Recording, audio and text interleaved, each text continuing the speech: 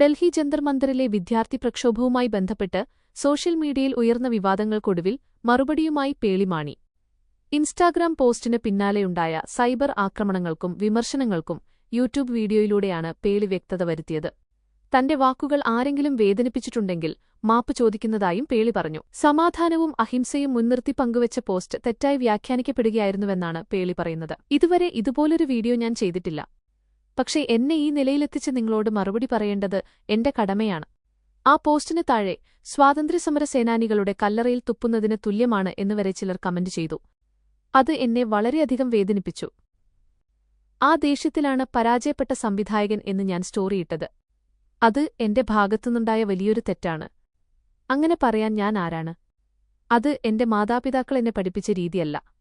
അതിന് ഞാൻ മാപ്പ് ചോദിക്കുന്നു. പ്രശസ്ത സംവിധായകൻ CB മലയിൽ സാറിനെയാണ് ഞാൻ ഉദ്ദേശിച്ചതെന്ന തരത്തിൽ തെറ്റിദ്ധാരണകളുണ്ടായി. എന്നാൽ ഞാൻ എന്നും ബഹുമാനിക്കുന്ന അദ്ദേഹത്തിന്റെ വലിയൊരു ആരാധകയാണ് ഞാൻ. പോസ്റ്റിന്റെ ഡിസൈനിലെ കാവിനിറത്തെ ചൊല്ലിയുള്ള രാഷ്ട്രീയ ആരോപണങ്ങൾക്കും പേളി മറുപടി നൽകി. കാൻവ എന്ന ആപ്പ് ഉപയോഗിച്ചാണ് പോസ്റ്റ് തയ്യാറാക്കിയതെന്നും അതിൽ യാതൊരുവിധ രാഷ്ട്രീയവുമില്ലെന്നും പേളി വ്യക്തമാക്കി. കാവിനിറം എനിക്കിഷ്ടമാണ്, പ്രത്യേകിച്ച് നമ്മുടെ ദേശീയ പതാകയിൽ ആ നിറം കാണുമ്പോൾ.